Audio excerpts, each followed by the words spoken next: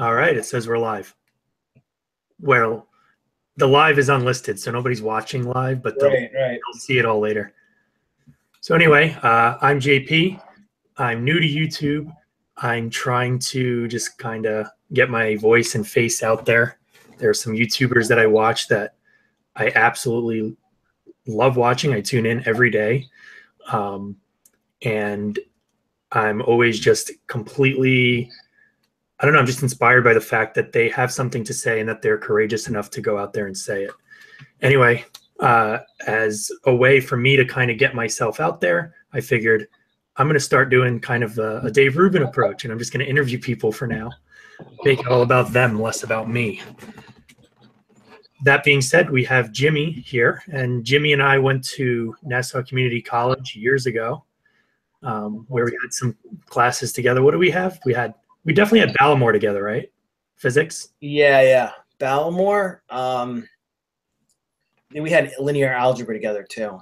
Was that with Mentel or Tim Trek? Oh yeah. The guy who was he the guy who was like gambling? He used to gamble or something. Was he an old guy? Yeah. Then it might have been him because he was Tim Check. I think you're right. Wait, I didn't. I guess I'll ask you after you're done recording about the gambling part. Wasn't aware of that. Oh, he told us how he used to gamble back in the day. There may or may not have been some card counting. Anyway, so yeah, I'm gonna let Jimmy introduce himself from here on. So go ahead. Jimmy. Let's see. What should I mention? Like, whatever you think, whatever you want to let think is relevant. I have some questions, of course. Right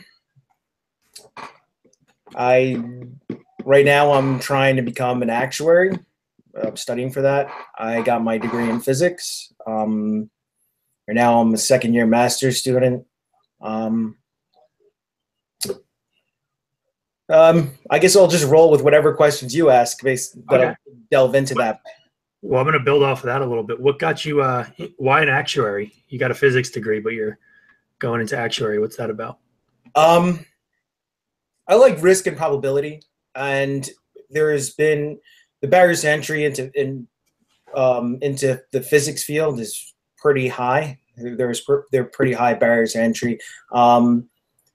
I think it has to do with the amount of funding that I think the National Science Foundation is giving out.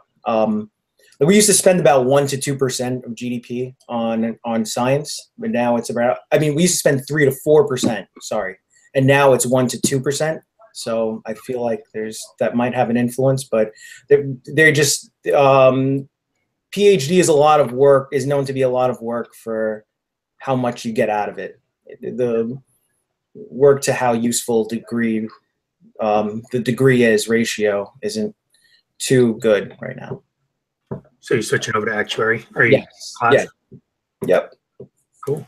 Actuary and data science. Those are two things I'm liking at the moment. Other than like school stuff, work stuff, what do you do for fun? Or what would you like to do for fun? Oh, I like to read. Let me see, what else do I enjoy doing? I like keeping up with politics. Right now, right now it's a pretty interesting time in politics. So definitely paying a lot of attention to that. Yeah. Yeah. There's definitely a lot of noise. Oh yeah. Yeah. So, let's see. So you're reading politics. What are you reading? Well, I don't just read politics. I read things like psychology and moral psychology goes a little bit into politics, like the work from Jonathan Haidt. I read that a few months ago. That was really good. Right now I'm reading, let's see right here, Great Convergence. It's a good book. Okay. It's one of the biggest books, I believe, on economics right now. It's on globalization. I see people rave about it on conferences I watch on YouTube. What's the Jonathan Haidt book you just referenced? Well, I like The Righteous Mind. His other book is good too. One you recommended me. Oh yeah. You should really read that. I haven't read it yet, but I'll get to it. Thinking Fast and Slow was good. Like that was like a psychology book I read recently. Yeah. So I have a wide range, or semi-wide range of tastes in books. Anything outside of like science and psychology and politics? Anything outside of nonfiction? Yeah, like do you play video games? Do you go to plays? Oh, Play music? Anything of that sort? Do you have friends? do I have friends? That's great. I see them sometimes. Yeah. I was a big Hearthstone player until recently. That was my shit. I got into that for a little while, and I don't know. I found a few friends, but then what would happen is, I know that you can like make your own decks and everything, but one of us would just get really good, and the other person could never win, and then you didn't want to play anymore. Right. And it could be a lonely game too. Like, because unless you're really playing with someone else, like going on the ladder by yourself. I know some people who quit just because they felt the experience was too lonely. I enjoy it. I like that you could be like analytical and creative at the same time by designing your decks and going into analytical play. And there was the analytical aspect even in building the decks. It wasn't just creativity. So, you know, it's funny. I was just talking to a friend yesterday. I was saying that there aren't a lot of online multiplayer games that are 1v1, but that is one of them. That is one. So if you're, you know, by the way, if you ever want to get back into it, that would be kind of cool. We could even do like a Hearthstone where we bullshit about politics or current events or VidCon or whatever is happening in the world. It would be fun, but I'm staying away from that game because I get so addicted. I dropped out of life at one point. I was just like, you know what? I'm just going to try to go pro in this dumb game. And yeah, I get very sucked in. Okay. Takes up all your time. Okay, so I'll be like in the middle of my day, like even in a class or just doing something I have to do, and I'll just be thinking like, what if I tried this deck? I mixed you know, this legend, whatever, with such and such card, and I try to build a deck around that. Like that's my head is just constantly going like that throughout. When you should be like listening to your professor. And everyone. Like I'm just tuning out the entire world. Yeah. All right. So, you know, I got some things written down here. What's next for you in life? Obviously, actuary, but yeah, that's what I'm looking for. But if everything goes according to your plan, what does life look like in a few years? I got an apartment in the East Village. Let me see. Oh yeah, we didn't say where you living right now. You're in New York. Oh yeah, like you, I'm from the South Shore, Long Island, but you're not there right now, of course. But that's where I'm saying. I'm not from there. I'm actually from Brooklyn. I don't know if you know that. Yes. I moved to Long Island when I was like 13. Yeah. Well, I moved here when I was the same age, 13. Yeah. Okay. Where were you originally? I was in Manhattan and Staten Island. Okay, cool. Mainly Manhattan. Hey, look, still learning new things about you. Yep. So anyway, you want to be in East Village. You want to be an actuary, obviously, / data scientist. Would you work with like companies or startups? Yeah, absolutely. If I got a chance to, yeah, I would work with the startup. I'm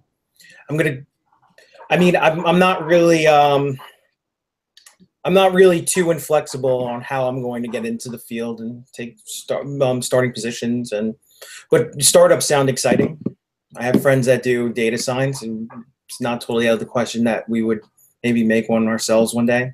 Yeah, I would recommend reach out to people in San Francisco. I think for a while now, and maybe it's kind of ending, but people were just jumping on the whole data science bandwagon. And I mean, it's got tremendous value, but there are definitely some companies where I think they were just hiring data scientists because you're supposed to, and then they were really getting good data scientists, and then engineers were being swamped down by tracking everything instead of tracking. You know, there's a big difference between tracking data intelligently versus, you know, just track everything and we'll figure it out later. That could be. Oh, they were over collecting data. Is that what you're trying to say? They were like just. And not just over collecting, but sometimes being redundant. So if you could click the same thing just with a bunch of properties, like for example, if you click a certain button on the app, that's one event. Now you have context that you can send along with the event. You can say that, you know, it was what time of day it was. You can say you should know what all the previous actions were, etc. But I've worked with teams where every single permutation of an event was its own event. And next thing you know, you had to keep track of 1,000 events when really it's just one event with like a few properties, you know? Right. You know, I actually was reading something about this recently. There was a book just by, I can't think of his name. I hope you can. It was called Big Data. Okay. The name of the book was called no, Everybody Lies, and it said big data, something about the big data revolution. It was pretty good, but he was saying about how tech companies are learning how to. It's not about just getting as much data as you can, and then overwhelming yourself like you're talking about. Like you have to you have to be more selective with how you collect it and such. And it was good. It was a good book. Yeah, and I'm not a data scientist or anything. You know, I was a math major, so I have some appreciation for it. But I definitely observed what I think is just unfortunate. Because, you know, especially when you're the data scientist, it's easy for you to say, oh, we'll just track everything, not realizing that actually takes work and maintenance. Just some things. I know you're like probably only a few months out before you have to worry about that. How much longer until you get into the job market? About a year and a couple months. Okay.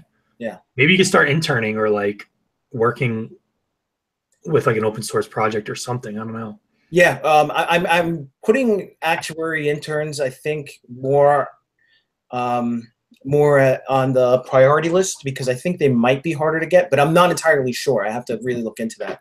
The type of work I want to do, like, there's a lot of overlap between, you know, like data analytics at least and actuary work, and that's where I hope to end up. Because actuary work is nice as far as like how many hours you only have to go to work for about 9. From what I've read, you only have to go to work from about like a 9 to 5. So, you know, not bringing your work home sounds pretty valuable to me at least. That'll be interesting. Yeah. Leaving time for my hobbies or potential hobbies. Yeah. Yeah. Hearthstone. Quit my job. I'm joking. So what do I got? Oh, YouTube. So obviously you and I are both avid watchers of YouTube. A few months back, we had a Google Hangout, me, you, a bunch of other people that you introduced me to. And what do? We watched a Jordan Peterson. Well, we listened to a Jordan Peterson on the Sam Harris podcast. Oh yeah, that was. Paused it every like 10 minutes just to discuss and analyze everything that was going on.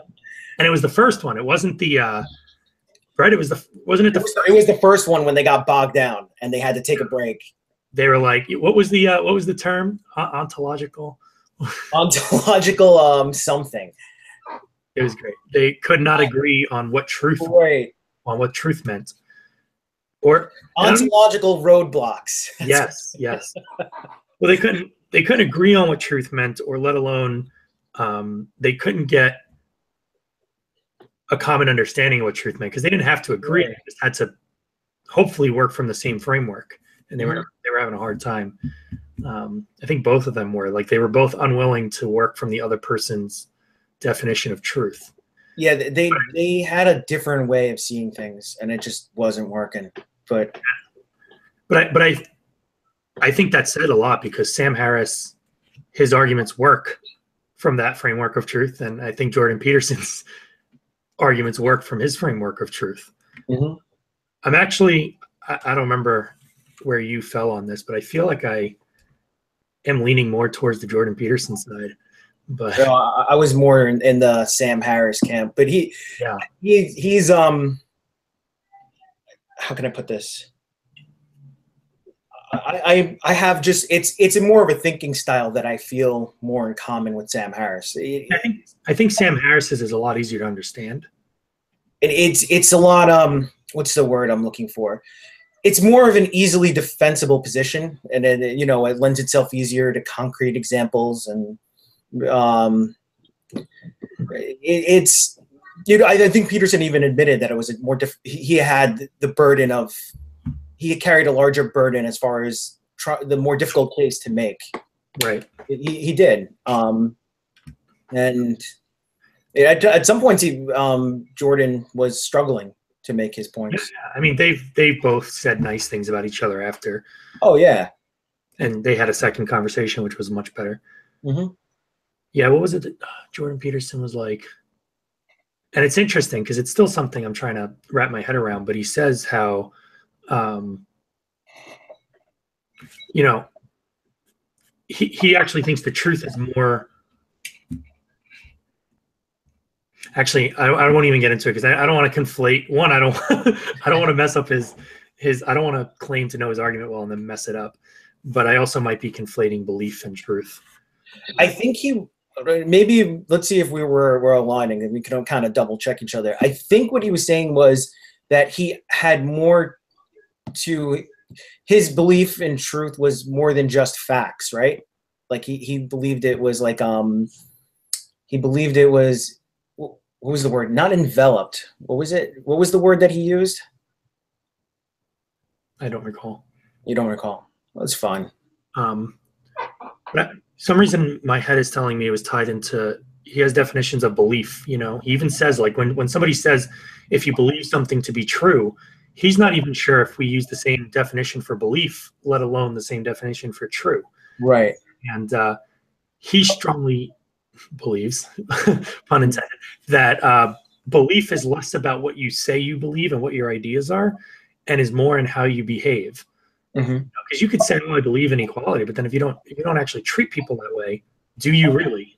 Right. Right. And maybe your intent is there, like you intend to believe in this way, but if you're not behaving that way, how can you claim to actually believe that?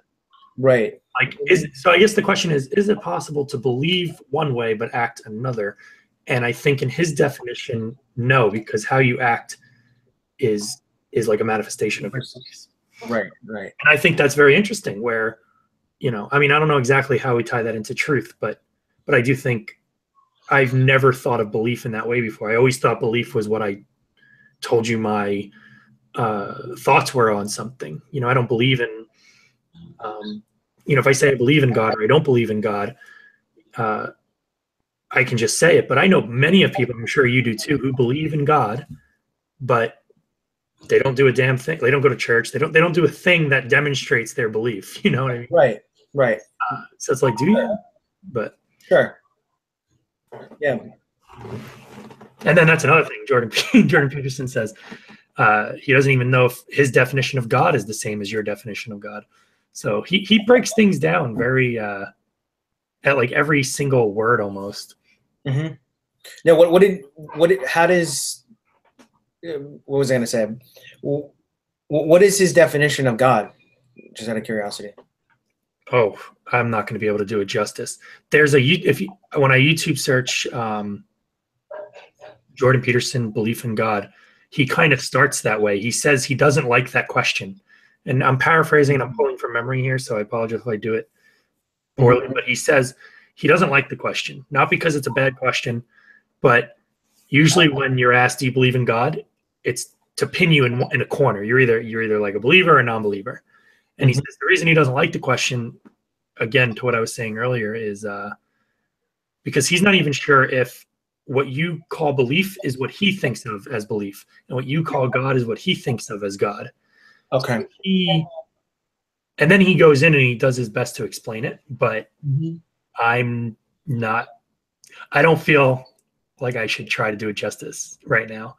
I'll watch the video again and then try to do it, but so and it's to my understanding that he actually he wants he thinks that the world should be more religious at this point, right? Or should incorporate religion more into their lives, or am I misunderstanding him? I don't know. My understanding of his views on religion, like he doesn't actually, it's the one time he's ever tweeted back at me is when I was first getting to know who Jordan Peterson was because of the whole gender controversy in Toronto with Bill C-16. I tweeted out to him. I tweeted about him, you know, when you mention somebody on Twitter, And I said, I don't think Jordan Peterson believes in the Bible as scientific truth. Mm-hmm. And he responded something along the lines of course not. How could I? You know? And Right. the more I listen to his stuff, what I'm starting to understand is that people of times past, they wrote these stories in the Bible because they understood something about what it meant to be human. And they had a lot more time to understand what it meant to be human than even we do, because we're just like bombarded with all these other things. We don't, have that time. I think. I mean, he might. There are people who take that time, but they really understood what it meant to be human, and they captured it in stories. And they borrowed from some mythology, like some really old stories from like ancient Rome, ancient Greece, but he likes to say, like, how come these stories last so long? Mm-hmm. What is it about, like, dragons? Why is it all these years later dragons are still like something that we as humans seem attached to when it's like a concept in a story? And he says, from my understanding, he thinks it really captures something about the human condition. And he's Christian, but he thinks Christian stories, better than most other of the world's stories, capture what we call good and evil and express to a person how maybe they ought to act and behave and think and all that stuff to lead a healthy life and that life, Yeah, I agree with that. I think, well, I know it's been established by people like Robert Putnam, and talked about by like Jonathan Haidt, about how religion does benefit society, and how and morals are really rules that can help us form a cohesive society that works. But the thing that I wonder about whenever I listen to Jordan Peterson and some people who do want religion to make a comeback is whether people could have a complex belief system like Jordan Peterson very easily. Like how is that going to filter into the general public? And that is something I'm wondering about. Because I mean, if it takes so long to understand where he's coming from, like how are people going to reconcile this new? I mean, religion is really it's on a downslope. I mean, it's riding a downslope right now. It's not doing as well as it did, and to make a comeback, like, I don't know how feasible it is for people to actually not incorporate a simple version of God, and that's something I wonder about. God, yeah, and I'm not religious at all. And Jordan Peterson is the first person in a long time that's been able to even speak religious stories and catch my attention. A lot of the times, I mean, I said I was going to make this about me, but just for some background, like, I was an altar boy when I was younger. Same here. Yeah, I was. Oh, okay. Mm-hmm. How old are you? How old am I now, or how old was I? How old were you when you were an altar boy? Oh, do you remember what grade? Probably 1st to 5th. Yeah, for me, it was like 4th grade. I made communion, and then I think I did it like 4th and 5th grade. Never got to do a wedding. Wedding got you some good money. Altar boys got tips. Wow. I did funerals. You don't really get tips at funerals, but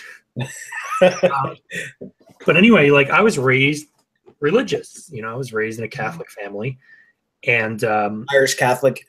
Yeah.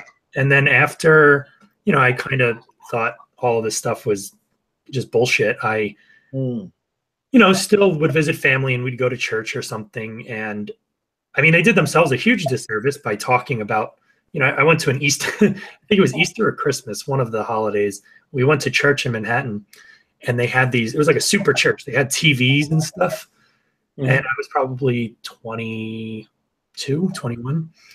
And on the TVs, they were just showing these programs talking about how the atheist is a sinner, and not just a sinner like in there, but like, be wary of this person. They are possessed by the devil, and they're toxic, and they're And I'm just like, very offended by this, but Mm.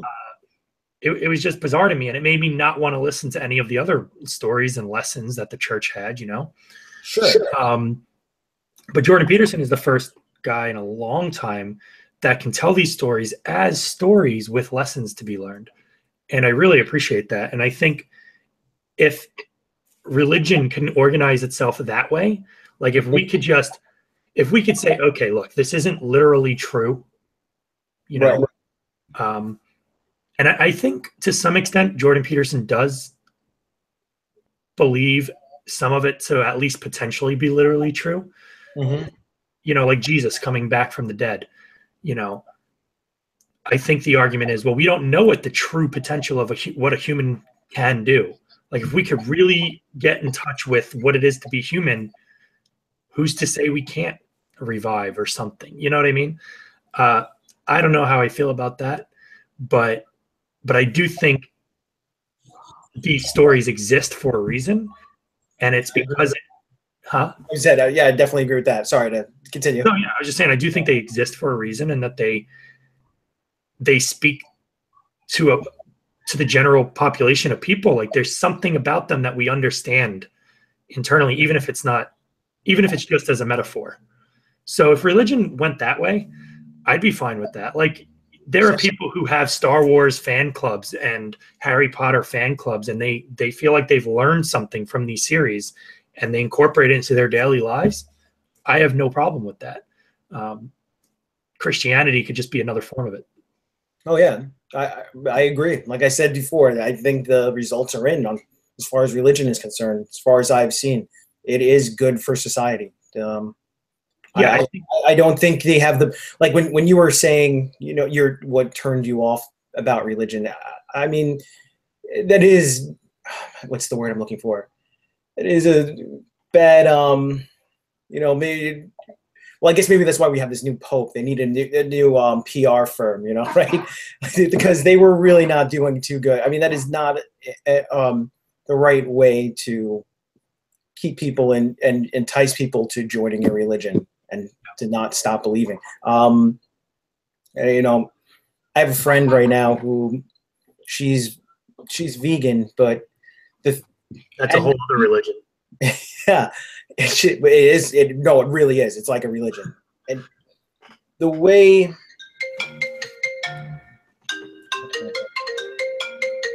I have to take this 1 second. Yeah. Go right ahead. No.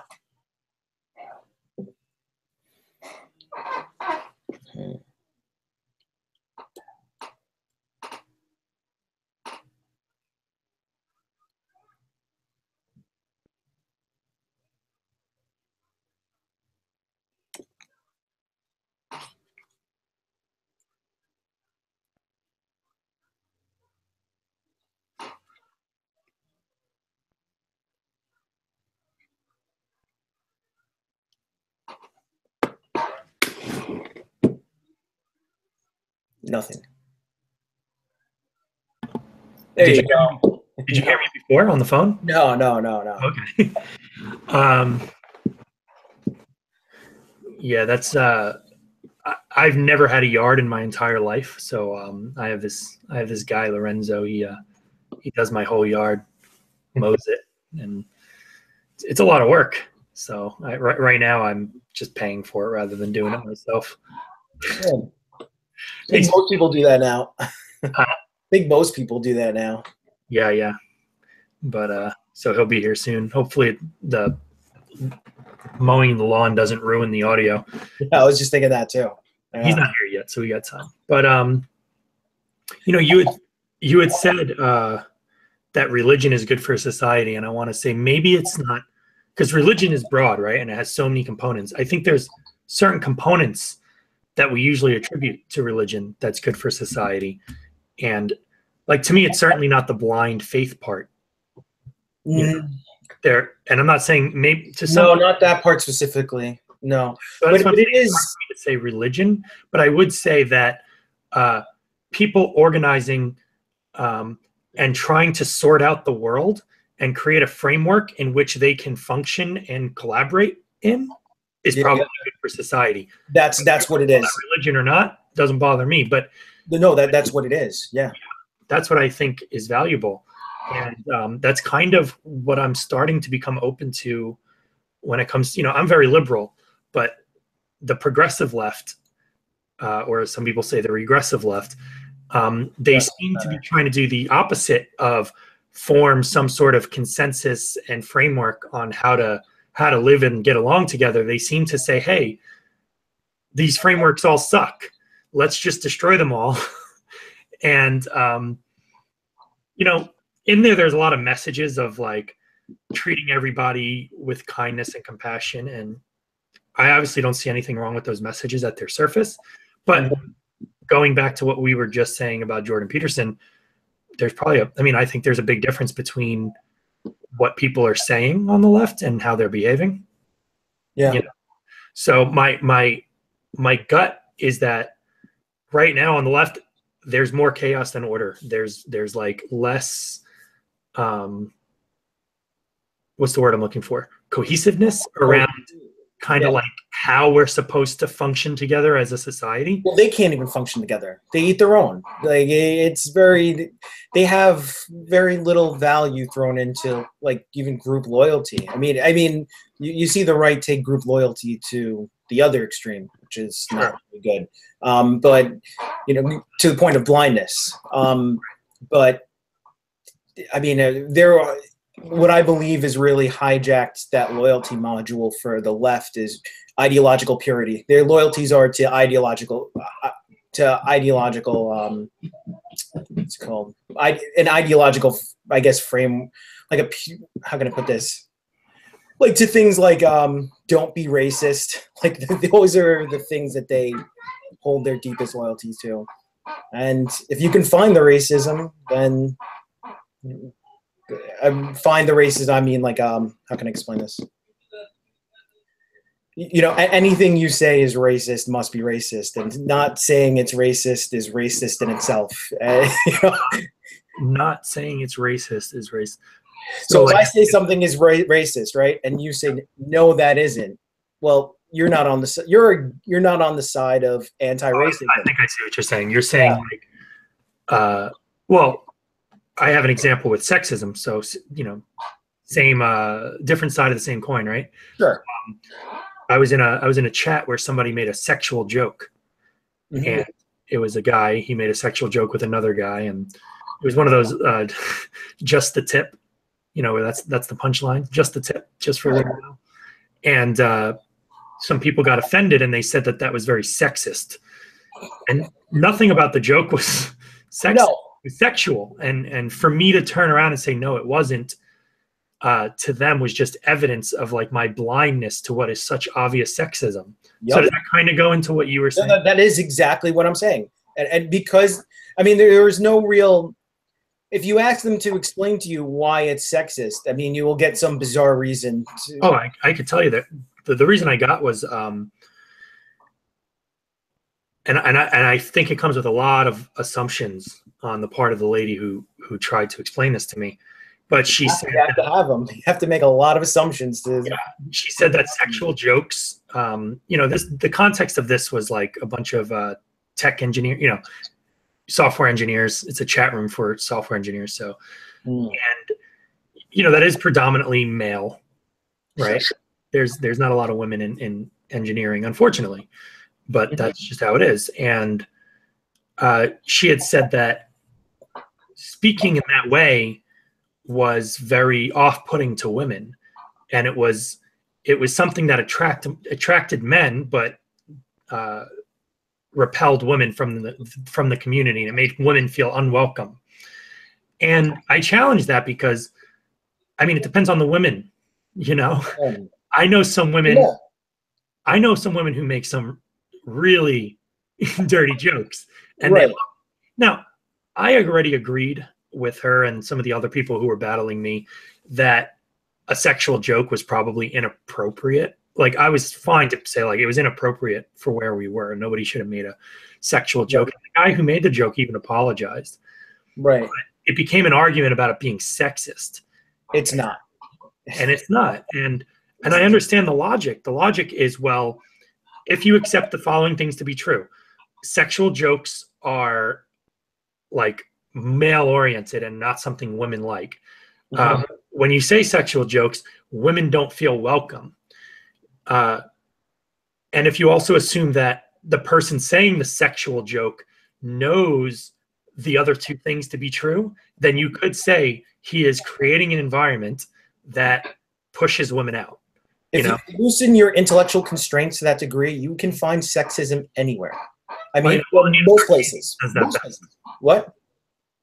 Anita Sarkeesian says that best. Have you seen that? Oh yeah, yes. Something like, when you start studying systems, right? Everything is sexist, everything is racist, and you just have to point it all out. Yeah, I remember that. And she doesn't understand the irony of that, I think. Yeah.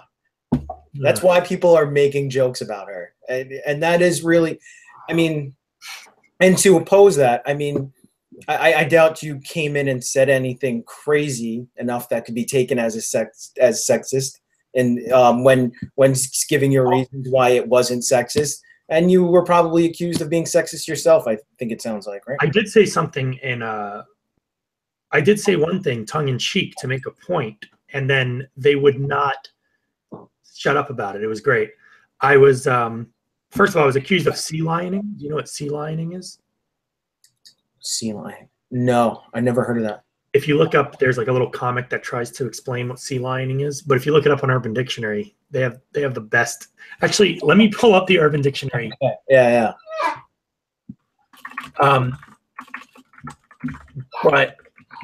But the non-sarcastic Urban Dictionary definition of sea lioning is something along the lines of, somebody who just won't leave you alone, and they're being very annoying trying to defend their integrity. So, the guy who's like, hey, I didn't mean anything bad by it. I don't know why you're so upset. And they're like, all right, dude, leave me alone. And you're like, okay, but you said mean things about me and I just want to clear the air. And they're like, dude, leave me alone. That guy who keeps trying to. Okay. In the comic, the first slide is them saying mean things about a man, and then about sea lions. And then the sea lion comes in and says, hey, you said something mean about me. I would like to talk about this. So it's, but hold on. Sea lion. Well, anyway, I was accused of sea lioning, and then I was told I was mansplaining, which I'm sure you're aware of that. It's a bullshit term. Yeah, anybody watching this, right, and doesn't know what mansplaining is. I think everyone knows what it is. Yeah. It's literally just explaining something while being a man. And the connotation is it's done in a patronizing manner, right? Such a bullshit. I mean, like, me and my friends, we've sometimes like triple explained shit to each other. Like, I've actually probably explained to my best friend something. I mean, I remember actually thinking this when I was explaining something to him. This was the third time I was running him through like an explanation. Yeah. I mean, it's just something, I think, is almost like I don't know if it's a guy thing too, that we just, I mean, like, whenever I'm hanging out with my friends, it's like we spit a lot of facts back and forth and explanations. It's on how, I mean, we're kind of doing that right now, aren't we? In a sense? I mean, I'm overwhelmed by the mansplaining that you are. I mean, we agree a lot on the things. I know you're already going to agree with me on some of the things I'm saying right now on this ridiculous topic. I'm still explaining it. I don't understand. So it's an engineered term. They're just trying to find the sexism wherever they can find it. Yeah. So I told the lady, I don't remember her name, otherwise I wouldn't be calling her the lady. But I told her that I told her that her using the term mansplaining with me was actually the most sexist thing I've heard in our conversation so far. Sure. And she was like, she dismissed that.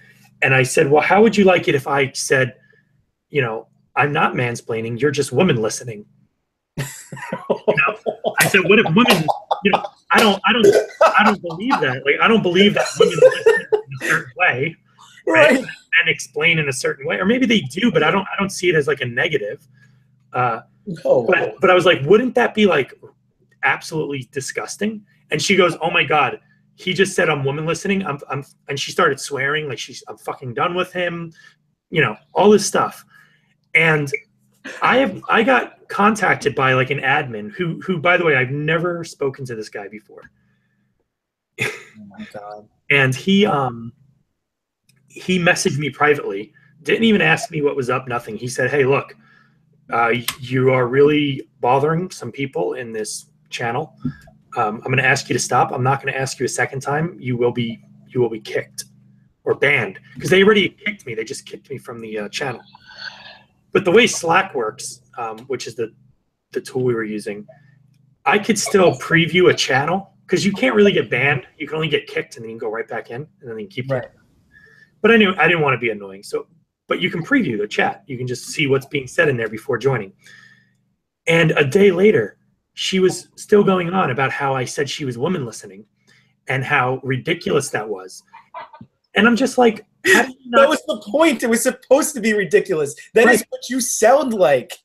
Yeah, that was literally my point. I'm like, woman listening is an awful term. That would be I would consider that sexist, right? Like, yeah, of course it would be sexist, but you were trying to give her an example. I mean, the point just flew over her head, because sexism has one direction, because you are a privileged, empowered white male. So, well, you know, reverse sexism. Of course. Here, fucking people. They really are unbelievable. There's an Urban Dictionary definition of sea lioning. It says to express disagreement with, express skepticism of, or otherwise simply talk back to an internet social justice advocate or internet radical feminist. And then, as an example, it says, help me. These white male shitlords on the internet are sea lioning me by asking me to provide evidence for my accusations. I'm being harassed and stalked because people doubt me. Please donate to my Patreon and Kickstarter account so I can buy some new shoes.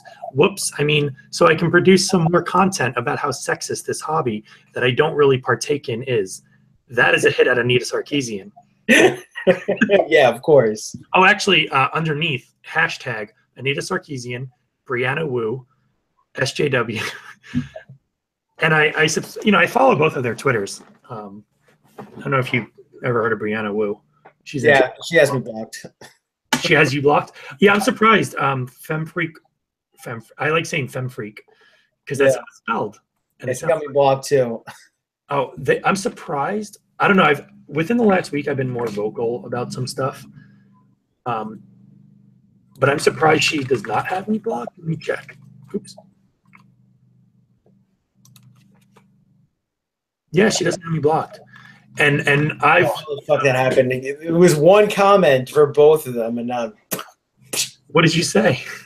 Brianna Wu, I actually got I think I got a couple hundred retweets. I like.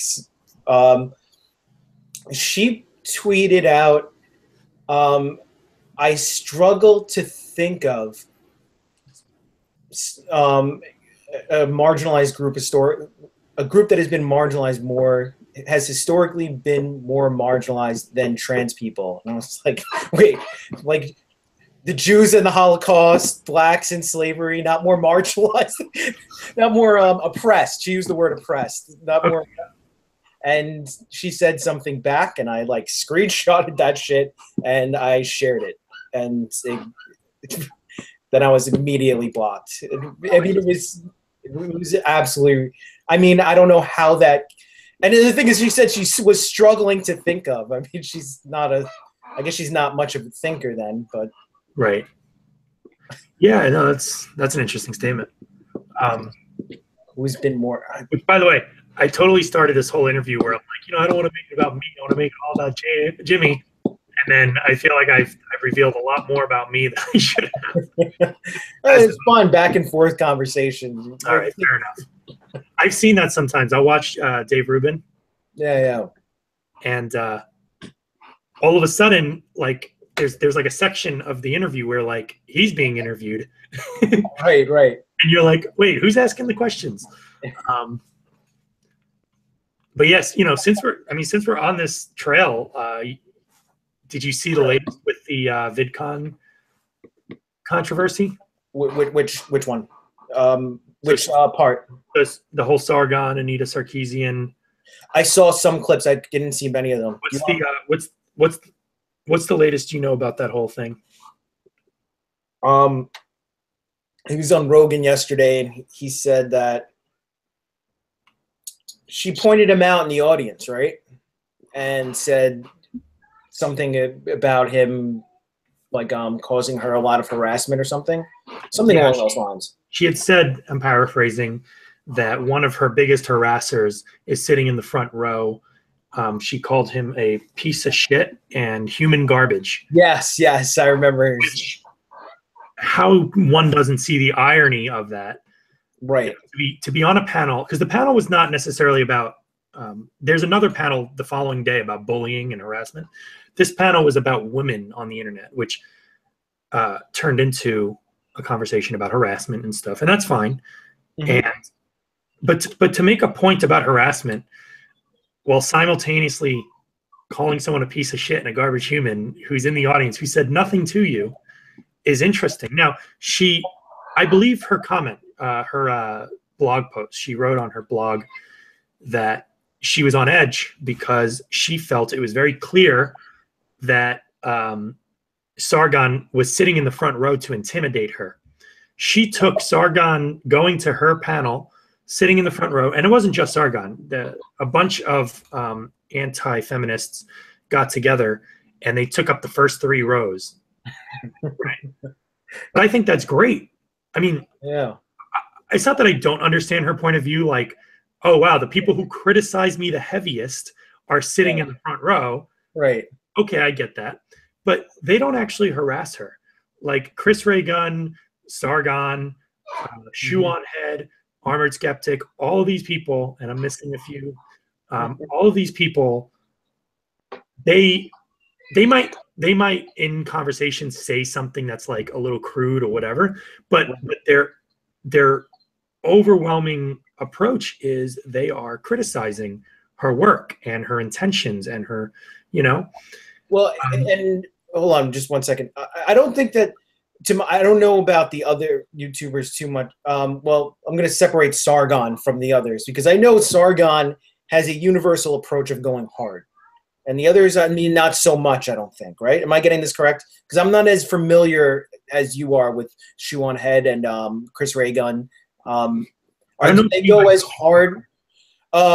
Criticizing hard? Well, Sargon, if you watch a video, let's say, of like Lacey Green or Anita Sarkeesian, he'll pause it and be like, "You fucking retard," and then and then he'll go and he'll like continue. Sure, he'll go hard. I don't know if that's the style of the others as much as Sargon, but I mean, I don't see the big deal in even that, to be honest. Right, because I think.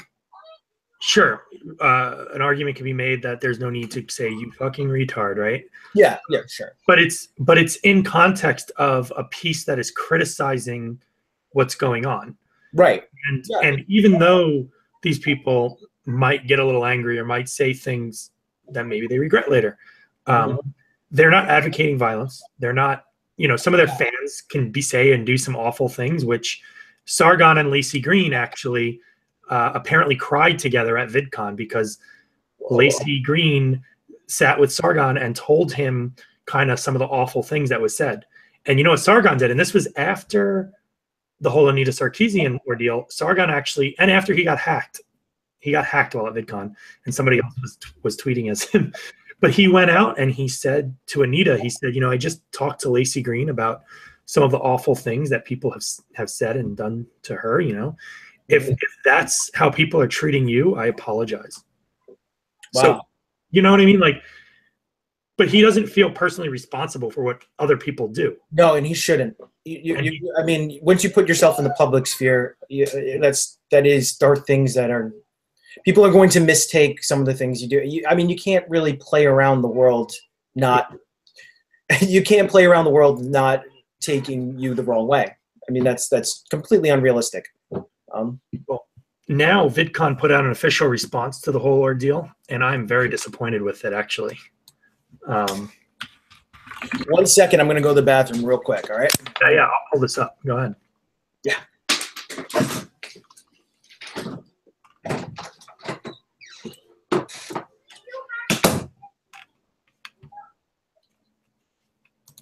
I don't know if I should make noise so that hopefully his pee noises aren't coming through.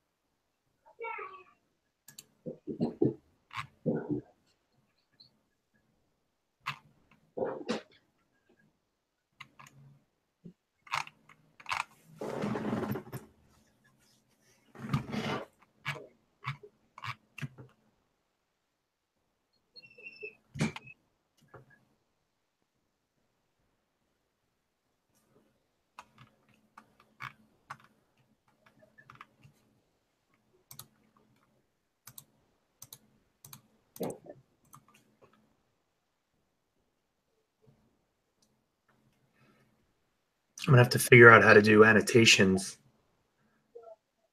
so that I can say skip to where Jimmy comes back.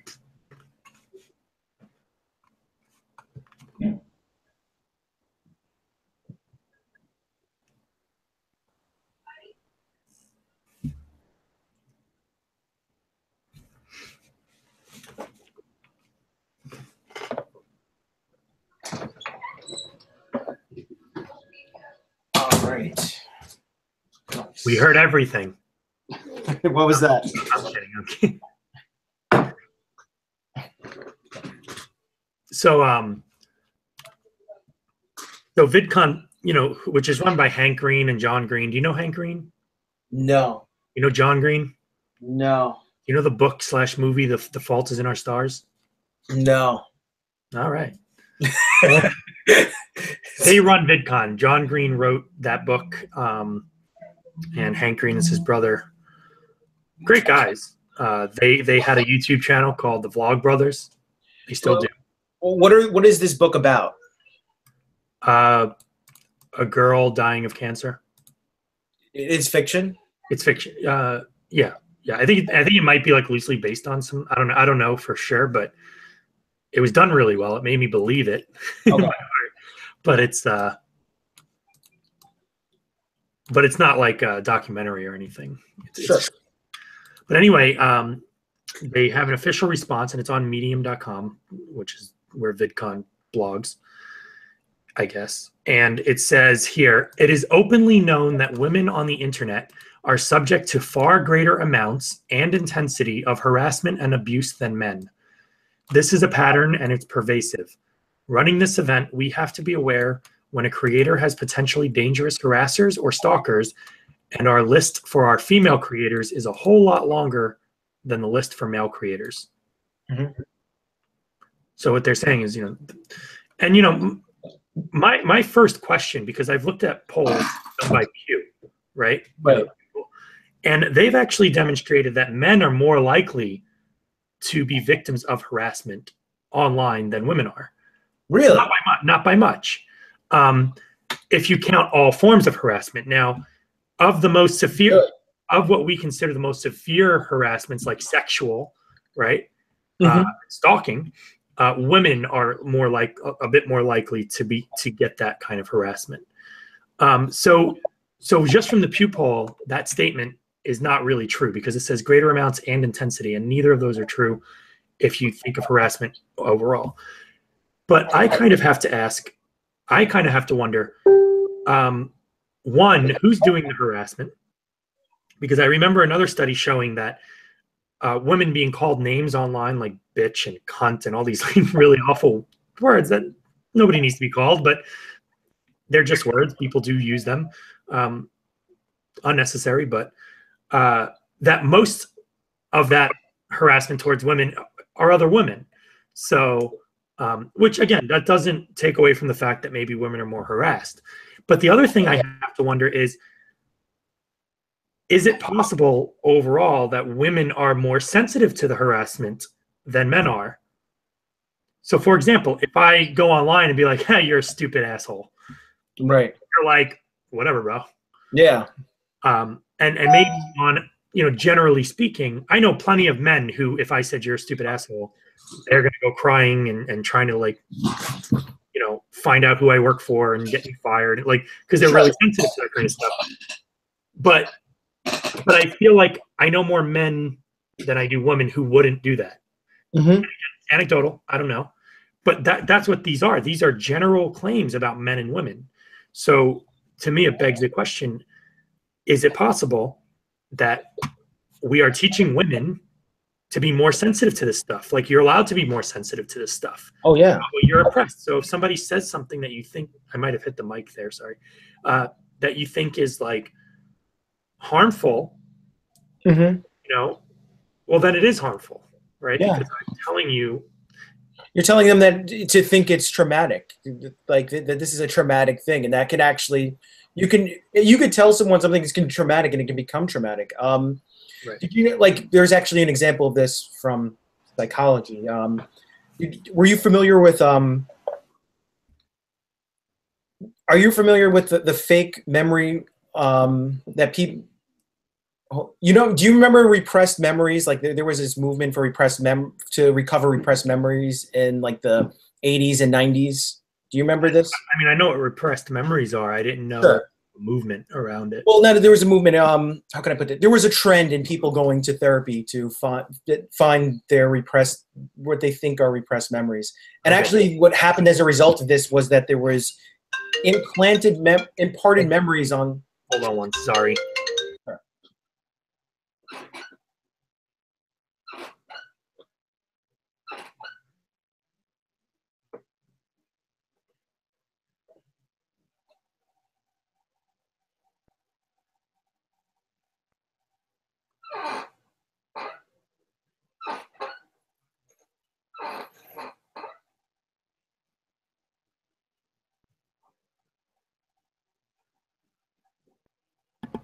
Well, that was an interesting development. His lawnmower broke, and by the time he gets the next his other lawnmower, it's going to be too late. So he's going to come back tomorrow to finish it. Yeah. That's trippy. There's a wrench in the old plan. So where was I? You repressed memory, right? Repressed memories, yeah. Okay. So this was, I mean, if you've noticed, you haven't heard much about it as much as you might have used to. And so there were psychologists running this practice of finding their patients' repressed memories. And what was happening was they were actually implanting and imparting fake memories into their patients of traumatic events that never happened. Just by telling the story? I guess by having them, whatever the process is, it just ended up having people have fake memories. They confabulated memories. I don't know if they got suggested under hypnosis, but whatever the methodology was, these fake memories were imparted into their... Storytelling does that. Like, have you seen the movie Big Fish? No. It kind of touches on that point. Like, you might have a memory from when you were a child that, like, a boat that you went on was green. Mm-hmm. For some reason, you think it was green because you heard the story once and it was green, and then you told the story as it was green, and someone else asked you to tell the story again and you did. And eventually, because you told the story with the wrong detail enough times, you actually start remembering it being green. You're like, oh, that boat was actually green. Right. But then years later, a picture surfaces, a color picture, and it's red. And you're like, what? How? I'm pretty sure it was green. And memory is faulty. Sure. Yeah, memory is not reliable at all. So what happened as a result of this, though, is their patients became traumatized, right? And not only were they as traumatized, You could not distinguish a traumatized patient, a patient that was traumatized as the result of a fake memory from an actual traumatized patient. Now, how did we start on this? Because I can bring it back to my point. How did we get into repressed memories? What was the thing you said just before that? We were talking about telling women that certain things are traumatic will make them think it's traumatic. And I think you can see how this can lead to my point. we're just telling people that, yeah. By telling people can import the trauma themselves. It need not come from a genuine place. I mean, you Right. can. So I am not surprised that if what you're saying is based on truth, I believe Yeah. it. And I mean, not tying it to like deep, like repressed memories or PTSD or anything. If you just look at that scientist who wore a shirt that had like half naked women on it, remember? Right. Like all these women got upset, or I shouldn't say women, I'm going to say feminists got upset that the scientist, even though they did something awesome, I think it was, didn't they land like a rocket on a comet? Yeah. Yeah. I might be mixing two stories up. No. That was it. That was it? Okay. And he was wearing a shirt that had women on it. And they were like, look, you see, so sexist. He's objectifying women and he's wearing them on a shirt, like all, not even realizing that the creator of the shirt was a woman. You know, the designer of the shirt was a woman. And like, he's a man. Of course he likes women, you know? Yeah. And this guy, this poor guy was apparently crying on television the next day, apologizing. And it's just like, there was nothing sexist about it. But once, if you're tuned to find things that are sexist, you'll find it. And you're going to find the sexism everywhere if you start to look for it. Not true sexism, but a sexism in your own mind. A point that I really liked that I think it was Jordan Peterson that made was, if you know, I think it was Jordan Peterson, if you are really well versed in a certain mental model, right? Mm-hmm. You can literally explain everything with it. It doesn't mean it's the best explanation. So Freud, for example, maybe it wasn't Jordan Peterson because he really likes Freud. But Freud, for example, understood sex and sexual behavior very, very well. Mm-hmm. And when you understand something like that so well, you're inclined to explain everything through it. And sex is such a driving force of what it is to be human. Literally, this conversation right now that we're having, I'm sure if I really wanted to like pull some, puppetry or wizardry, I guess I should say, I could make a case to how this conversation is somehow sexually driven. The old, when you have a hammer, all you see is nails. Okay? Exactly. Yeah. Exactly. So, and it doesn't mean that that your explanation is false. It just maybe isn't the best explanation. There's probably a better one. Right. So the sexism thing, like, sure, maybe there's some underlying, like really, really, really deep under there. There's some weird thing like this. A minor component to it. But like, I doubt that that's the best explanation. Honestly, the best explanation is his friend gave him a shirt. It had women on it, which he likes. Yeah. And he wore it. Right. It's as simple as that. He wasn't thinking like, oh, how am I going to objectify women today? And, feminists will argue, well, that's the problem, is it's a subconscious thing, which makes it more dangerous. And they're mind readers. They not only are they are so good at mind reading, they can read your subconscious, not even just your conscious. Yeah. I mean, this is so absurd. I have no clue how we've ended up here. Yeah. And even if that's true, so what? Like, it's the most minor infraction with respect to sexism. Yeah, and honestly, I'm noticing that a lot of criticism of so I got into a Twitter argument the other day about meritocracy. Right. You're aware of that. Mm-hmm. You were involved in part of it.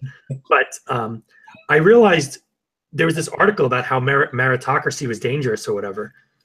And sure, I'm sure there's some valid arguments for that. But what I was getting from the people who were defending the article wasn't so much that they had good arguments for why merit was bad. What I felt merit was doing was revealing some things that they did not want to be true. I think when you start basing things on merit, you start to realize that men and women have differences. Mm-hmm. You start to realize that people from different cultures and different upbringings and different, you know, backgrounds Mm-hmm. are different. Like, sure, Asians are much better at maths and sciences than white people in America. You know, the Asians that find themselves in America, and part of it is their culture. To my understanding, their culture is very puts a lot of value on discipline. right? Not discipline like punish, but discipline like finish. Yeah. You know, Self-discipline, imparting self-discipline on your children, and making yeah, sure. like a B is not okay. An A, you have to have an A. Anything worse, Right. less than an A, you messed up. You got to try again harder. You know, in America, we have the president, former president George W. Bush, kind of gloating about, bragging about how he was a C student, and look, he became president. Mm-hmm. I'm not passing judgment either way, but obviously these are different cultures. They're going to generate different kinds of people. Sure. And in meritocracy, you're going to learn these things. And to me, that's awesome, because if you can actually learn these things, then you can figure out, how do I incorporate these differences into my culture so that into my family's culture so that we can benefit in the same way. Mm-hmm. If you deny that there are differences, then you can never learn from it. That's really my view. And that's part of the problem. Because if there isn't, I think they believe if there isn't sexism behind it, then you have to fault cultures or even have to look into genetics and these sorts of areas. And I think that makes them uncomfortable. Yeah, I think they're starting with the premise that men and women are, for all intents and purposes, pretty identical, and we're not. No, we're not. That doesn't mean, look, here's the thing about humans, though. We are so smart, we could absolutely hack it. And there are going to be women who are complete exceptions to like what women generally are. And there are going to be men who are complete exceptions to what men generally are. Mm-hmm.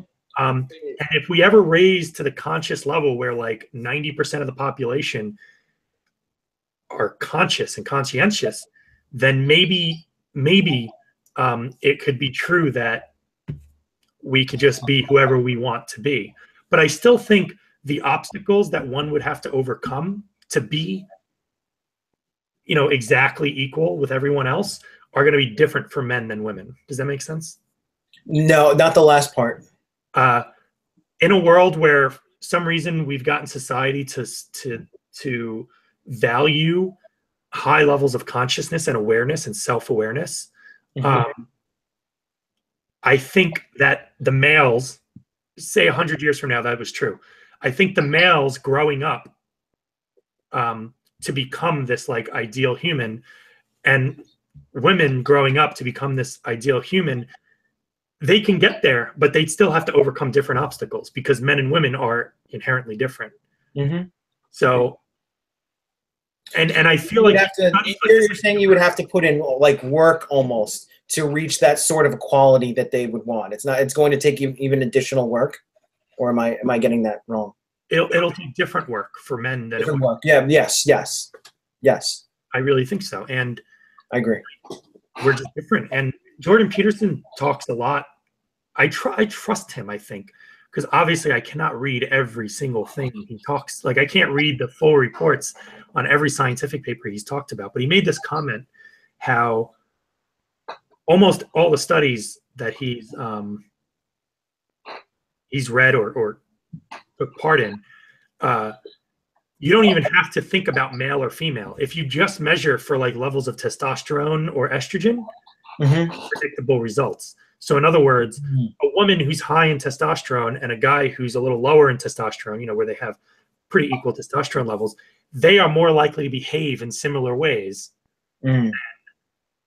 than two women who have like very different hormone levels are going to behave. Right. So if you just remove our sex completely from the equation and only look at hormone levels, you can predict a lot of social behaviors. And I think of even a couple examples right off the top of my head where that pertains. One of the things is even in political beliefs. I think I remember hearing that more masculine women are more likely to be libertarian, and that was one thing. So yeah, and I know I've heard of other examples where I mean, this. if I had to guess why that is, libertarians are about being independent, and masculine women probably feel more so that they could be independent than feminine women. And they also put a lot less into the care component of their moral foundation. Okay. So they don't believe like that society should throw as much weight behind the care part of their morality matrix, what's called the morality matrix, if you go by Jonathan Haidt's work.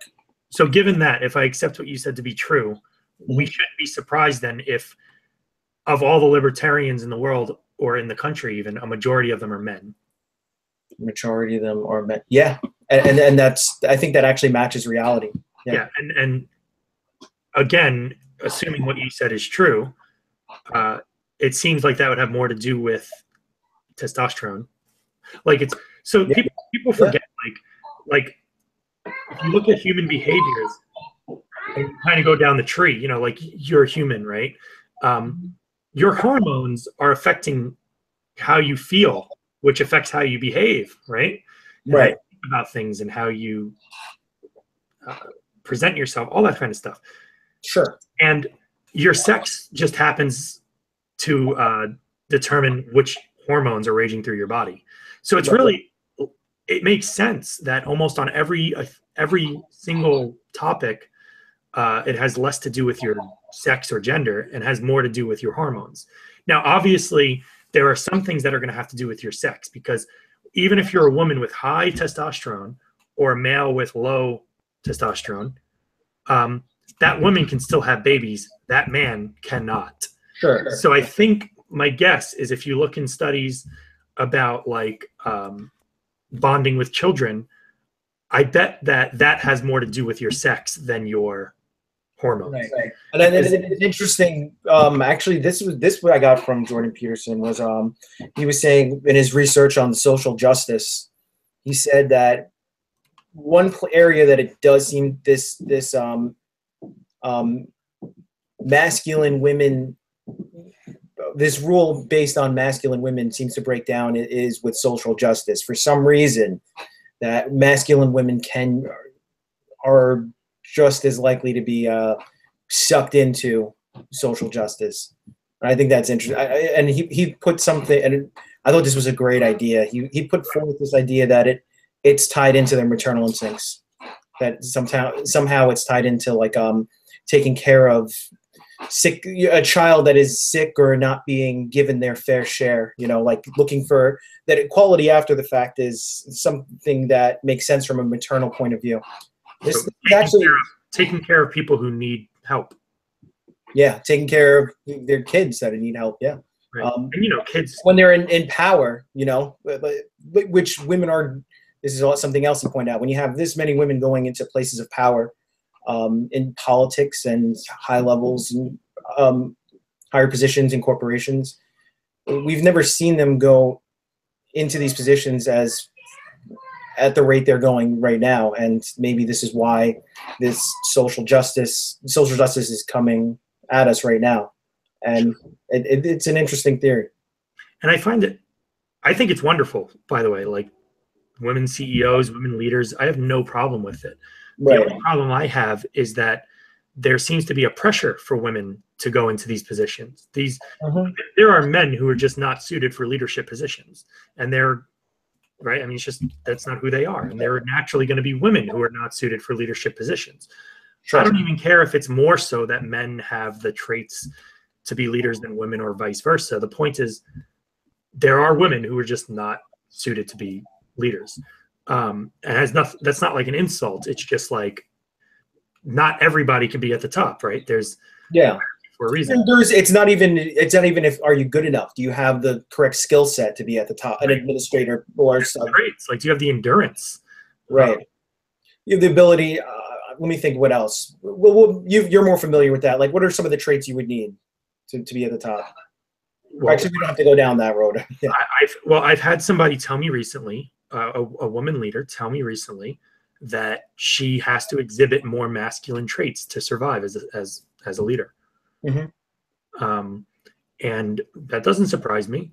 I don't think there's anything wrong with masculine traits or feminine traits. I think they serve purpose. No. And there's nothing wrong with them inherently. I think a fantastic human being is going to have a bit of both. You know, they don't have to. They could be all one way, but then, you know, it's again, to me, then don't try to put square pegs in round holes. How do they? What's that? That suits, that fits. Yeah, like is that how it goes, or is it round pegs and square holes? It don't matter. I know exactly what you're trying to say. But the point is, like, if you are somebody who's like, and Jordan Peterson likes to talk in the Big Five, right? High neuroticism and low conscience, like maybe you're not going to be a good leader if you're low conscientiousness, like you're not orderly and everything freaks you out. It's going to be hard to lead. It's going to be hard to follow you, at least, you know, because people, you know, I was watching Simon Sinek. No, he's the guy who talks about millennials a lot. No, I don't know. I'll send you some things with him later, but I watched some talk about leadership that he gave. I watched it like 2 days ago, and I agreed with most of it. There were some things in there that were interesting, but one of the things I really, I kind of lost my track of thought here. Give me 1 second. What were we just talking about? Oh, leadership. One of the things that he said that really made me go, huh, I think he's right, is the people we choose to follow as leaders, right? It's because when push comes to shove, they're the ones that are going to run into danger so we don't have to.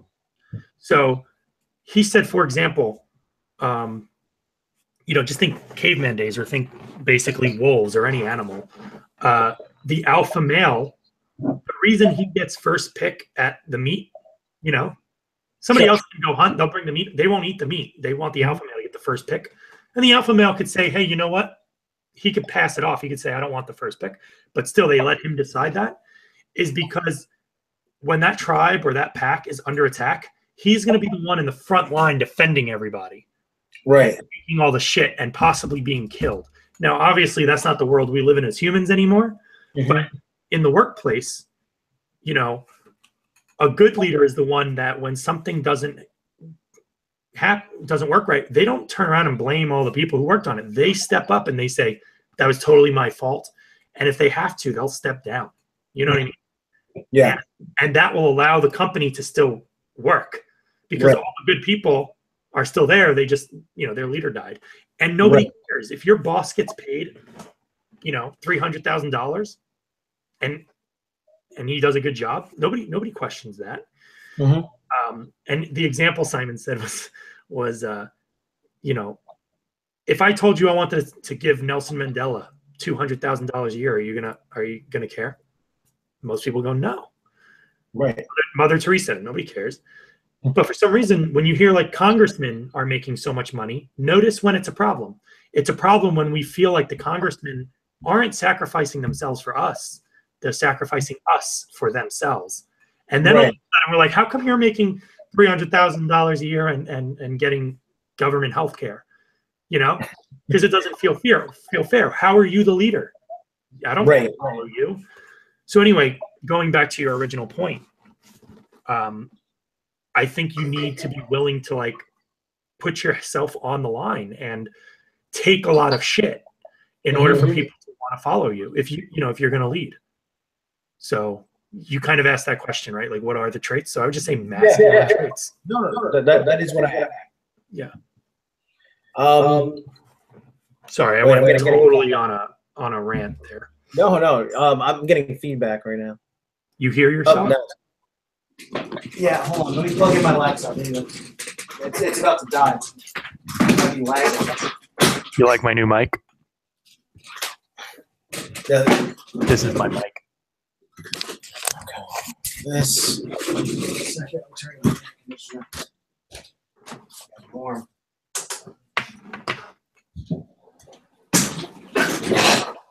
Yeah. So what was I saying? We can wrap it up pretty soon too, if you want, because it's been like an hour or something. But yeah, we can go.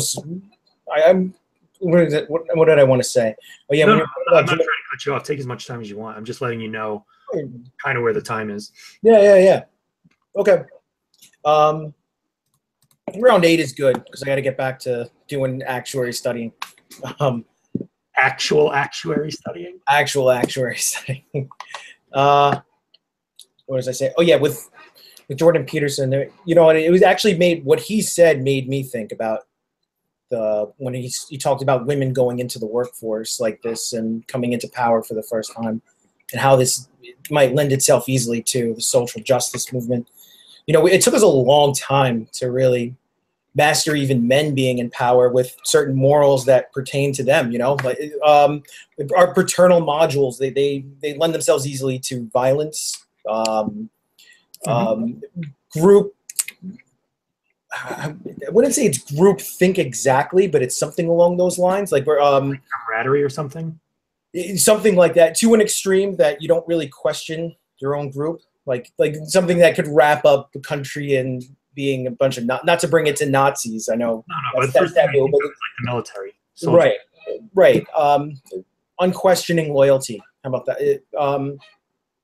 These are because men, they have a tendency to do that. So like that's a bad result of it. I said violence already. It took us a long time to come up with a set of morals that really worked for even just men being in power. So when women are going into power right now, I mean, why would we expect, if women are different, why would we expect them not? Why would we expect there not to be some time to come up with some new rules and stuff for them being in power as well? Am I making sense? Kind of, yeah. I think what's happening is we're arbitrarily putting people in power. Like, so it's great that women are getting in power, but there are plenty of masculine, typically conservative women who are fine with kind of the status quo. And I'm not defending the status quo, but it's not women who are like changing things. I think it's like the kind of women that are getting into power are more in line with what we would typically call like a beta male. And you don't usually see beta males getting in power. And if you just kind of think, this is my opinion, but in 2017, if there was a real push for beta males being in power, I think you'd see a lot of the same issues. I don't think it has to do with women. I think it has to do with people who are not being seen as leaders or demonstrating leadership qualities being forced into more leadership roles. I think it has more to do with that than it has to do with women. Well, because I think there are really good the ideology seems like the women have taken over college campuses. I believe, in terms of numbers, they are the majority. The college campus over the years has become a place that caters more to the traits of women, right? Right. And where they become social justice shitholes. I guess what I'm trying to say is I think you, like, to go back to Jordan Peterson's point, I should start over. I think there is a connection between this large surge of women, deserving or not deserving. Women going into these kinds of positions, their voices are going to be heard more, and they aren't being. I don't think they aren't being scrutinized enough with these absurd views. Well, you think they are or not being scrutinized enough? I felt like not. I said not. But I guess it depends on which sphere it's coming from, right? From what you've said, it's like when you made it sound like the way you made it sound when you were discussing your chat room incident. It sounds like from that sphere, they're certainly not getting enough scrutiny amongst a group like that, right? Yeah. So that group was not scrutinizing. That was, but a lot of the people in the general public and working class, they obviously do scrutinize enough. They do scrutinize social justice enough. We can agree. So I guess it's I don't know how I feel about that. I think the majority of people don't care. They're not really thinking about it. Like, not the majority of people. I think the largest group of people just don't care. And then there's they're non-participants in any of politics, right? Yeah. Well, like the social justice thing is just not even on their radar. And then I think a smaller group, but pretty big, are people who are like, I don't really get it, but like it's kind of like the climate change argument, right? Like what's the big deal? We make a slightly better planet. Like who cares if we're wrong about climate change? If we use clean energy, we make a slightly better planet. I think some people apply that logic to social justice and they go, well, who cares if we're wrong about social justice? Like, what's the worst that happens? Everybody treats each other a little better, because that's right. At the surface, that's exactly what social justice sounds like. It's like, oh, you're just creating a world where people are nice to each other. You're talking about that's more of like the center left attitude towards it, right? Yeah, but I'm saying like I think that those are the biggest groups.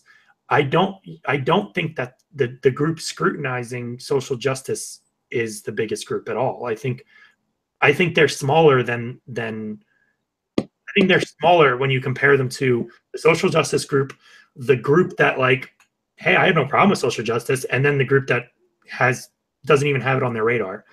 Right? I think all three of those swamp that little group, which is, hey, we're criticizing social justice. I'm having a different result as far as the people I run in. As far as the people I run into, definitely are all scrutinizing social justice when I show. Mostly, I shouldn't say all. Most of them do scrutinize it. They think it's absurd.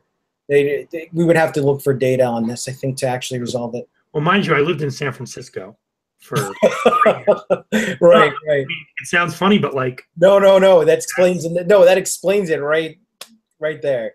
Yeah, you lived in a city area. If I go on OkCupid, I think I might have told you this already.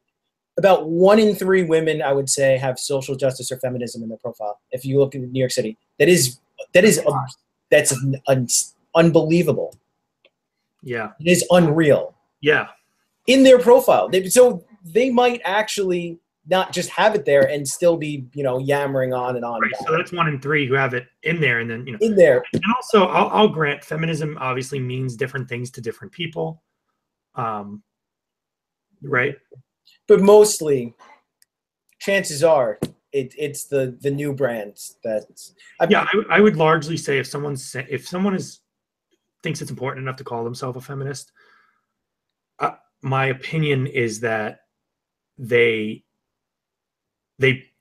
at least share some of the views that are lacking nuance, in my opinion. Like some of the views, like, women are disadvantaged in well, pretty much everything if you ask a feminist, but women are disadvantaged in the workplace. Women are disadvantaged online, playing video games, like, and I think that they would at least believe it to some degree, Video games. Get the fuck out of here. They're disadvantaged in video games? Yeah, like what? Men have like cheats activated, like and stuff. Like I don't understand. They're so ridiculous. They're so. I've told my friends, sensitive guys, sensitive women. It doesn't matter your gender. If you're playing, especially a competitive game, and somebody wants to win, I mean, that's when you compete, you play to win. If you're not playing to win, most people don't want to play with you. Right. If it's a competitive game, but you're competing, you're playing to win. One tactic that a lot of people will use is get under your skin. Yeah, I did it in Hearthstone all the time. I would emote at the right times just to get under their skin. And if calling you a noob or calling you, they like to say, oh, you're a faggot, or like, I'll do dirty things to your mom, right? They'll say these awful things. Right. If it gets under your skin, they're going to just keep doing it, not because they want to be assholes, but because it's helping them win. Yeah. And also adding another dimension to the game too. Exactly. And in real life, they would never do that. Right. Unless they were like big, unless they could really kick your ass. You know what I mean? But chances are good if they could kick your ass in real life, like in a physical thing, they wouldn't have to resort to calling you names and stuff. They would just beat you in whatever it is that you're doing. Right. But anyway, so I guess what my point with that is, and I get accused of victim blaming, but I tell men and women this: if somebody's calling you names in a game, just ignore it or laugh about it or own it. Just do anything to make them know that doesn't work on you, and they won't do it. It's a waste of their time then. Yeah. No, I've given the same advice. It's the old ignore. ignore the troll. Don't feed the trolls is really right. And people don't seem to know what advice. that means. They think it's like victim blaming. They're like, oh well, it's like, you know, and I agree. Like it's like telling people not to rape versus telling people how not to get raped. Like obviously people shouldn't rape. That's wrong. But name calling, like it's seriously like the least offensive of things that people can do to you. You know what I mean? Mm-hmm. Like people can literally show up at your house and grab you physically, or they can online behind a computer and like electricity of internet say you're an awful person. Like who cares? Yeah. Even with, I don't see how it's victim blaming at all. It is telling them, even with the example with rape, it is rude to, I mean, you shouldn't ask someone like, well, what were you wearing after they've been raped? I mean, at that point, it's too. I mean, that is just, it's not polite. But to tell someone, you know, be careful when you go out tonight. You know, there's a creep in town. There's a serial rapist in town, and you know, you don't want to be walking home alone, drunk like that. I don't see how that's victim blaming. That's telling someone to be careful. I mean, I don't know if we could stop the serial rapist and arrest him. Probably done already. What? He's probably racist. Yeah, he's probably racist too. Yeah. No, and you know, it's not like feminists don't do this themselves. Like, you know, feminists might make an argument that sounds like, oh well, I should be able to dress how I want, go where I want, and feel relatively safe. And by all means, I understand that. Like, I'm not opposed to that idea at all. Yet, in the same regard, even though they just said like they should be able to do that, they'll be the first ones to have like safe spaces. You know what I mean? Mm-hmm. That segregate themselves from men. So it's like there's some understanding that you're not free from the world's awful. Right. You're not free from being injured, murdered, even like. Right. You have to be proactive in protecting yourself from outside forces. Right. Like people absolutely want to protect you, but you also have to want to protect you. And no one really I never heard anyone not blame the rapist too. Like that is not something I would like to meet the person that would tell someone who's. There are some weird cases where like judges will say really stupid things in favor of the guy. Like, oh well, even recently, I don't remember what case it was, but they said, you know, the girl showed up naked. So obviously that was consent. And that's a touchy subject because that is a pretty strong message of consent. If a girl, but it doesn't matter. Look, if nothing else is said, I could see maybe an argument, but if she's telling you no, it's no, period, obviously. And that doesn't seem to get that. So there are cases where people say some really stupid things. Wait, she did say no after the fact? To my understanding, the way, see, I don't even know anymore. The way it's being spoken about, I would assume that she explicitly said no. Right. And, you know, that's then it's rape. Yeah. Then it's, yeah. I feel like anybody who's watching this video later is going to be like, where did this interview go? They're talking about rape. Well, bashing social justice just took over. For me, it's not bashing it. It's like, I understand it. I think we need to be compassionate. Like, I think in our history, we were not compassionate enough to allow exceptions. That's kind of my philosophy right now. I'm still working on it. But I think in the past, men and women, you know, we kind of understood what men generally were, what women generally were, how they behaved, et cetera, et cetera. But then there were women who were exceptions, or men who were exceptions. You know, women were like, but I want to work in the factory and go into the coal mines. And there were men that were like, well, I want to be a dancer and I want to, you know what I mean? And we told them they couldn't. And I think that was wrong. I think. Of course it is. But it's hard to find people right now that will not be okay with that will say that is wrong. Right. And I think that's where the line needs to be is, I think we identified the right problem. We weren't being compassionate enough to allow exceptions. And I think that's the part people are missing. I think now we're to the point where we're so compassionate that it's not about allowing exceptions. It's about like creating.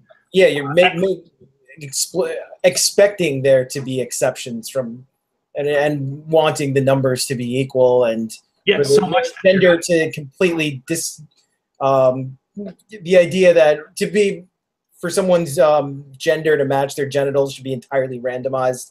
I mean, it's absurd.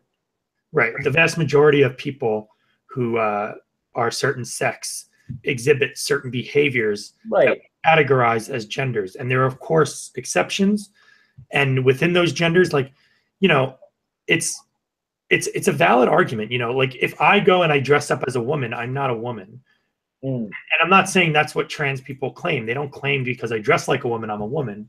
They claim that it's more to it than that. They actually feel like a woman. They you know, there's something innate about them that makes them identify as a woman.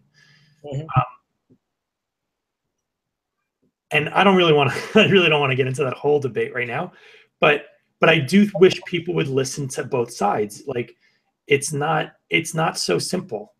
You know, it's unprecedented at the very least. There's no other thing. There's no other physical attribute about a person that if they just feel like they are the other thing and dress and act like this other thing, then they are the other thing. You know what I mean? So it makes sense that people are having a hard time understanding that when it comes to gender. To me, it makes sense. Because if you just all of a sudden said, well, I identify as a 7-year-old, I'd be like, that's cool, bro. And you're wearing like SpongeBob shirts and you're like jumping around, you got all this energy and you're like, speaking naively about the world and you're like attending 2nd grade. I'd be like, look, you're doing a good job exhibiting all the behaviors of a 7-year-old, but you're not a 7-year-old. So, you know, if you want to convince me this thing about gender, like you have to kind of level with and at least understand why it's hard to wrap your head around. You know what I mean? Yeah. Well, we're in a position right now that people really expect. Right now, I think we expect change faster. We're expecting change faster than its natural progression. I don't know if that's making sense. I think change can happen as fast as it needs to happen if people would stop being authoritarian about it. But it never seems to happen that way. Like, let me give you an example. Like, I might have even mentioned this before you. Like, we didn't just have blacks come in as total equals into our society. First, they had to be freed from slavery. And I think I remember even hearing that, like, Abraham Lincoln was just believed that blacks shouldn't be slaves. He wasn't even for any thing resembling civil rights, like what we saw in the civil rights movement. You know, you had to have them be freed from slavery. I don't know if they got their their right to vote immediately, but then that came. We had the civil rights movement. Like, progress is slow to really jump. Unless you have a violent revolution. But it's complicated. You know, people forget, like, a big part of slavery had less to do with their skin color and more to do with the fact that we bought people from a different culture and we made them do work for us. You know what I mean? Well, they had to be a certain color. I think they wanted, I think it could be tied to the skin color. It's easier to think that slavery is okay if someone doesn't look like you. You know? Yeah, that's what I'm saying. Like, a different culture, it's a different tribe. The less somebody looks like you, the more you're afraid of them. It's just like built into us as humans, right? Like, like when you identify with them and you see a freaking cougar, like a tiger or something, that thing looks nothing like you, and it has some traits that are scary, like sharp fangs and you know what those things mean. Right. You don't think to yourself, I'm just going to treat this thing as an equal until it shows me otherwise. No, you're like really cautious. And if you're going to take advantage of any creature, it's going to be the one that's least like you. You know what I mean? So I'm not justifying it. It's awful. Like, we should have nobody, and it's not like America was I mean, I'm Irish, you know, the Irish have had their fair share of being slaves. You know what I mean? Sure. So, but we took people who are unlike us and we put them to work and we mistreated them poorly, awfully. And I think a big struggle in assimilating people into our culture that we literally just robbed from their culture. You know, you don't just, you know, for example, you don't just invite a bunch of, you know, Saudi Arabians over right now and say, hey, you have all the rights to vote and everything that everyone else does. You know what I mean? Like that's the reason we have citizenship, right? If you're not from here, we don't want you deciding what is going to happen. How come nobody's fighting against that? How come like people who just arrived here today at 35 years old as Saudi Arabians can't just vote like everyone else? You know? We want them to be assimilated, I think. Right. Right.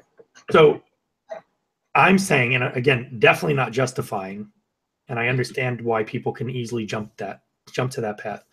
But I think even the slavery thing, which took a long time, it was complicated because you are trying to keep a culture while assimilating another culture into it.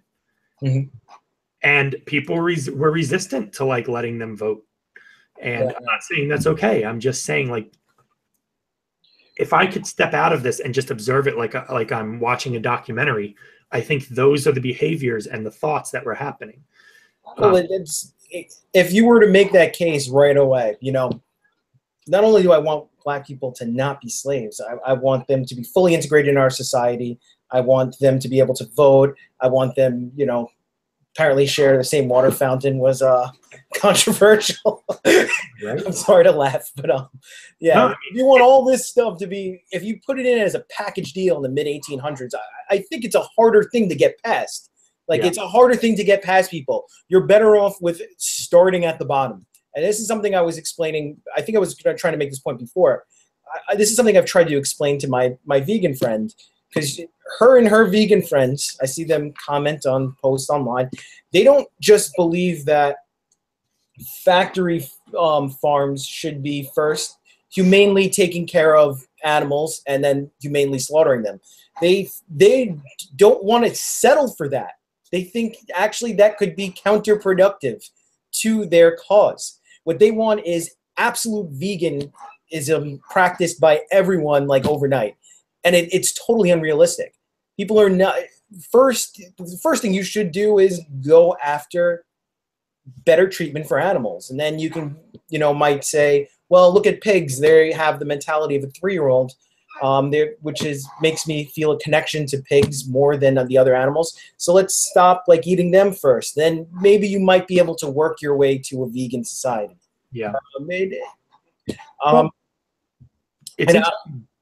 Yeah. So I don't think you can push on the progress the way a lot of people want right now and actually get it. It's just not adding up. Like another example is the cops versus Black people stuff, incidents. I mean, there's a serious problem on both sides right there. And I don't think it's going to we're going to have a magic solution overnight that's going to take care of it. This is something that's going to have to be worked on through maybe a couple generations. But it's also interesting because there are things that change very fast. Like, did you know that when caller ID came out, people were upset? They were like absolutely appalled that when I called you, you could see my phone number, and they were protesting it was an invasion of privacy. Sure. In the 90s. And now it's 2017. And guess what? People are willingly saying not only their phone numbers and their names, like their current location on the planet. Like in 20 years, we went from like, oh my God, I don't want you to see my phone number to, oh, I want you to like see my current location and what my heart rate is beating at. Like, sure. But I think that through some sort of technological advance, it could be possible. I'm not a vegan, but it could be possible that a huge majority of the country wants to be vegan because of something, you know? Well, I see that's I guess where I think it still goes through your phases, but I think it can. I think it has to. I think it like, even with your example, I wouldn't exactly consider that. It is fast, like, but it's not the kind of fast I'm talking about. I'm talking about skipping phases of the natural rate of progression, and I still think there has to be some sort of phase. Usually, usually those phases. Yeah, but I don't think they. I think they happen. I don't think you could be like, well, let's follow the phases. Let's follow the steps. I think the phases are just like natural. You know what I mean? But from an activist point of view, you need people pushing on the not for the package deal. You need to be, people have to be going for phase one. It's something, a reasonably attainable goal. Sure. Yeah, and that's where I think they're going wrong. To go at, because it's seriously all her friends. They think it's counterproductive. They think this is how it's going to work. They think that once people see people being okay with once people see that animals aren't being, when they see animals are being humanely treated, that they aren't going to care about people eating animals anymore. And I think you have to work on the other way, because now they think of these things as like, you know what I mean? They don't think of them as farm animals. They think of them as almost like pets or free ranging. Yeah. Right. Now they're starting to look at them different. Yes. It's something that deserves rights, and you work your way towards having that goal done, take place. It's actually if you argue with a vegan, they actually have pretty well constructed arguments. It's difficult to, yeah. I think most people who have a philosophy, hopefully they put a lot of thought into it and have reasonable arguments. You know, speaking of the veganism thing, I saw a comic the other day, and it was like this guy, he had a genie, and he's like, "What do you wish for?" And he goes, "I wish everybody was vegan. Your wish is my command." And then the next day, he reads in the newspaper that chickens and cows have gone extinct because nobody's farming them, because nobody eats them. Right. I've actually thought about that, like how they might, how they might have their existence. Yeah. Cows probably not in India, at least, because they're already like preserved. Right. But yeah. We should debrief. So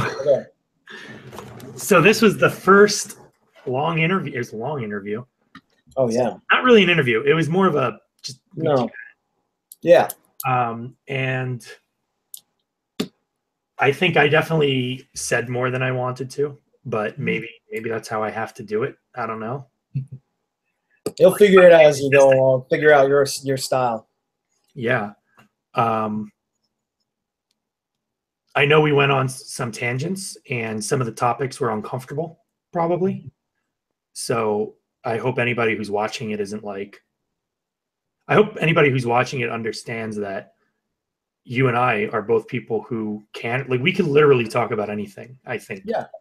Sam Harris put it really well once. He said, because he's a philosopher. Yeah. At a philosophy seminar, it is perfectly acceptable to talk about the validity of eating babies.